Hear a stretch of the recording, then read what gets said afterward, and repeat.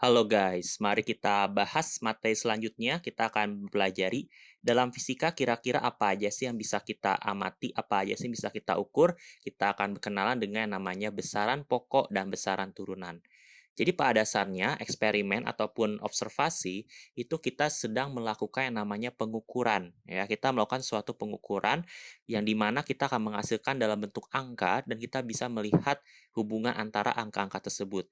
Jadi apa aja sih bisa kita ukur dalam fisika? Jadi ada 7 besaran utama atau 7 besaran pokok, 7 besaran dasar yang bisa kita ukur ya, di mana 7 ini kita bisa lihat juga dalam kehidupan kita sehari-hari.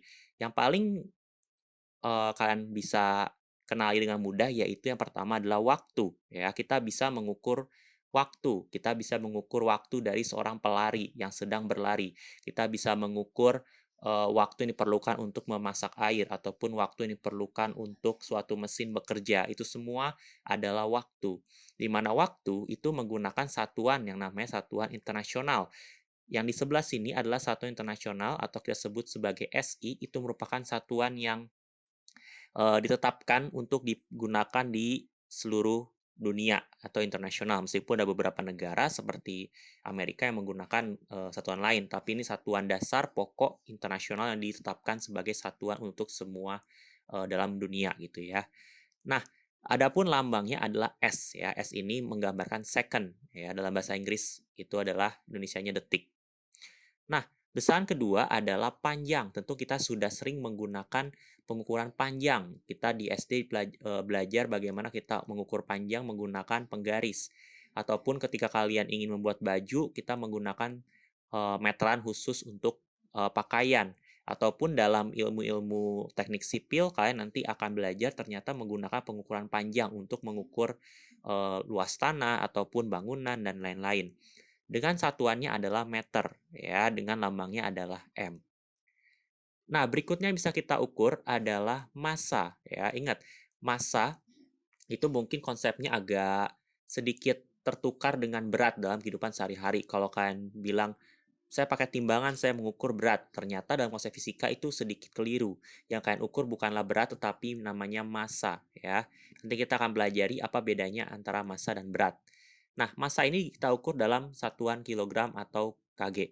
Ya, di mana ketika kalian ukur massa badan kalian menggunakan timbangan, kalian akan mendapatkan, oh ternyata massa saya 50, 60. Tetapi hati-hati dalam kehidupan sehari-hari kita sering sebut sebagai berat, meskipun sedikit konsepnya agak sedikit tertukar gitu ya. Nah, berikutnya mungkin kalian sedikit asing adalah jumlah zat. Nah, di mana dalam penelitian-penelitian kimia ya, nanti ketika kalian belajar kimia, itu kalian akan belajar bahwa perlu sekali untuk mengetahui jumlah zat di dalam suatu larutan. Jadi suatu larutan ada berapa sih jumlah zat, jumlah atom, jumlah molekul yang ada dalam larutan tersebut, itu kita ukur dengan menggunakan satuan yang disebut sebagai mol. Ya, dengan lambangnya yang sama mol. Nah, ini sangat penting untuk penelitian-penelitian khususnya dalam penelitian mengenai gas ataupun mengenai ilmu kimia. Nah, yang kelima tentu kan sudah familiar yaitu suhu ya, di mana suhu itu kalian bisa menggunakan termometer ya ataupun kalian dapatkan angka berapa derajat Celcius. Nah, tapi dalam satuan internasional dipakai dalam fisika kita tidak menggunakan Celcius tapi menggunakan Kelvin dengan lambang K. Nah, yang keenam adalah arus listrik, ya, di mana ini sangat penting dalam dunia kelistrikan. Itu mengukur seberapa banyak muatan listrik yang mengalir dalam satuan detik. Nah, itu adalah namanya ampere, ya. Ampere atau kita sebut sebagai lambangnya adalah A. Nah, ini adalah besaran pokok yang keenam yang kita biasa dipakai di kelistrikan.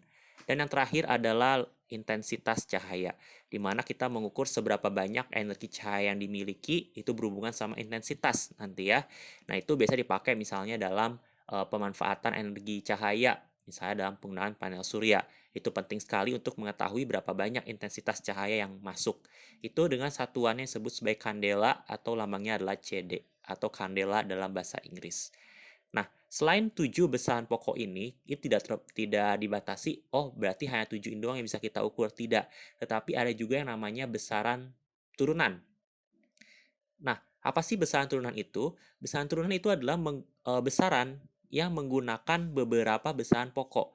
Nah, namanya juga turunan nih. Oh, berarti kita menggunakan beberapa besaran pokok. Kita gabungkan beberapa besaran dasar yang ada untuk menghasilkan besaran yang baru. Itu namanya besaran turunan. Di mana besaran turunan ini jumlah sangat banyak. Saya akan berikan contoh 3. Yang pertama adalah volume.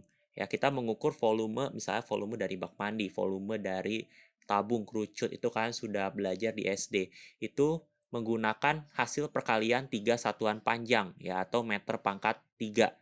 Ya, kalau misalnya kalian punya balok, ya, rumusnya kan panjang kali lebar kali tinggi. Meter kali meter kali meter. Kita pakai 3 satuan panjang. Ya, dengan satuan internasional adalah meter pangkat 3. Kecepatan pun, ya kan sudah belajar juga di SMP, itu merupakan hasil pembagian antara jarak tempuh dibagi waktu tempuh. Itu dengan satuan jarak tempuh meter dibagi satuannya untuk waktu adalah second, jadi meter per second. Hasil gabungan dari panjang, yaitu jarak, dan juga waktu. Dan juga kita punya massa jenis, ya, untuk membedakan jenis zat yang ada. Itu diperoleh dengan pembagian massa dari bendanya dibagi dengan volume bendanya.